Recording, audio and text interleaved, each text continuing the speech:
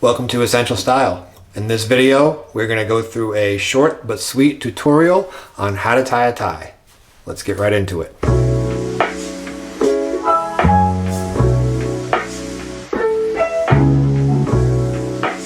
So welcome back to Essential Style. If you're new here, welcome. My name's Tom. We talk mostly about style, a little bit of cycling, and then just other general life advice, anything that I have on my mind basically. And if you're returning, welcome back. If you haven't already, consider subscribing. There is a little red square I added somewhere. I think it's over here. It's either over here or over here. I'm almost positive it's over here though. If I'm wrong, I guess I'll figure it out when I'm editing, right? So anyway, without further ado, let's get into how to tie a necktie properly and how to look like a boss doing it. Now, a lot of guys aren't wearing suits that much, especially not wearing neckties. I barely wear a necktie, but I think that when you do wear a necktie, it gives you a great opportunity to just show that you really pay attention to the detail, and this can really set you apart, especially most of the times you're gonna be wearing a necktie to a job interview, right? If you wanna make a really good impression and look like a boss, this is a really great way to just absolutely kill it in terms of style. You look more professional, you look more polished, and you look like you're not just throwing something on and saying whatever is good enough. First thing, you guys know what we gotta do. We have to lose the jacket. Be easier for you guys to see. So I have this necktie tied. We're just gonna go ahead and we are going to make believe like you just have it like this. You have it rolled up in your drawer, you have it hanging in your closet. You guys get the picture. So starting out with a dress shirt. This is a dress shirt. This is not an Oxford cloth button-down collar. Notice there are no buttons. This is as dressy as you can go. It is white. It has double buttons over here so that a watch can slide underneath it. Dress shirts, ties, suits, perfect combination. Step one, you gotta make sure that this is unbuttoned, and it's always easier if you flip the collar up. Now, I am right-handed. This is my right hand. I like to put the bigger side is going to show on my right side. Now, I always typically get this part, I get it wrong, but I find that if you put it till right here, now, if you guys can see, look how long that tie is right now. But don't worry about that. You're going to see why we have it that long. You're going to take it. Now, and by the way, this is the full Windsor knot. There are other knots out there too, like the 4-in hand, the half Windsor. I like the full Windsor. I just think it looks great. It's nice, big. It's very easy to get it symmetrical, and it just looks really great. It just fills out the top, creating that broad shoulder, slim waist that you'd want. First step, we're gonna go ahead and we're gonna take this like that. We're gonna wrap it around once. Okay?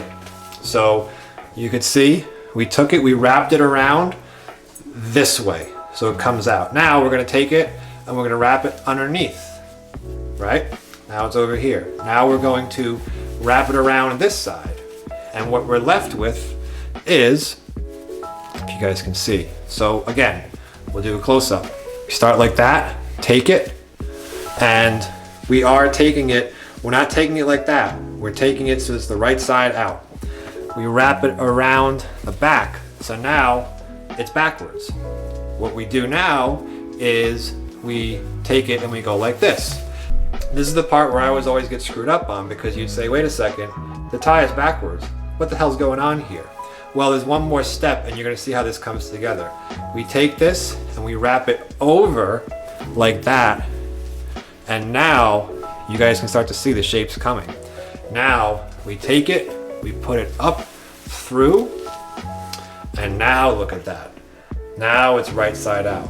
This is also a crucial time or a crucial moment in tying the tie where you could actually simulate how long the tie is going to be. So I'll just show you guys. So you put it right there. The tie is going to be pretty long. That's good. I always prefer to go a bit longer with the tie than shorter. I think it's just going to look a little bit better. So the tie is a good length. Okay, so let's just get back up here. So now what we're going to do, we're going to hold it like this, and we are going to, that little loop right here, we're going to tuck it right through here, and we're just going to try to pull and keep it as neat as possible. And okay, now it looks pretty much like a tie, right? What do you guys think? You guys recognize that as a tie? Now, we're not done yet. We still got a couple of more steps. Now, I like to put my collar back. I always get stuck back here. There we go. Make sure that it's not sticking out over here. Make sure it's tucked in underneath the collar really well. Next step is to button the top button. You should be buttoning your top button every time you wear a tie. That's just my personal opinion. If you want to have your top button unbuttoned, then you should just not be wearing a tie. I don't think it looks great to wear a tie with the top shirt button unbuttoned. Now, if we tighten it up, you think, okay, looks pretty good, right? Well, no. Remember how long it was? It's barely touching my belt. My opinion, this is too short. A short tie is gonna make you look short and wider than you actually are. A longer tie is gonna make you look taller, leaner, and slimmer. So what we got to do is we have to just kind of keep pulling that tie, and what's going to happen when we pull it, we're pulling the outside of the tie, not the inside.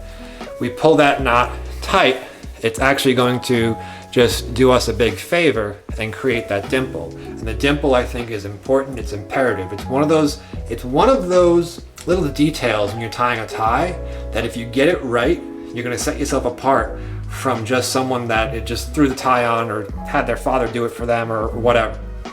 So that dimple, really cool. You could also kind of adjust it by putting your thumb in there and kind of just folding it out right there. I'm sorry, you put your index finger, and what you're kind of doing is you're just going like that. You're taking it and you're just kind of squeezing it like that. Now also, we don't want the top button to be buttoning. So now we take the bottom piece, which this is basically a slip knot. You're basically tying a slip knot. We want to put it as tight as we can. That way it doesn't show.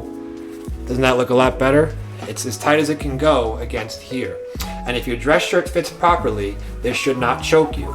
Again, I can still fit a good 2 fingers in there, maybe 3, it gets a bit tight.